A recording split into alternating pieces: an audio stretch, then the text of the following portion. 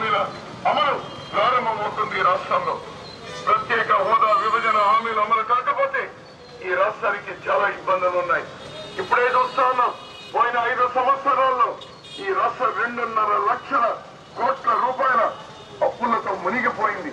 వీటి నుంచి బయటకు పడాలంటే మన పోలవరం ప్రాజెక్టు పూర్తి కావాలన్నా, రాజధాని నిర్మాణం పూర్తి కావాలన్నా, జాతీయ ప్రాజెక్టు పూర్తి కావాలన్నా, ఉక్కు కర్మాగారం పూర్తి కావాలన్నా, దొంగల మొత్త ఓడలు పూర్తి కావాలన్నా, రైల్వే జోన్ పూర్తి కావాలన్నా కాంగ్రెస్ అధికారంలో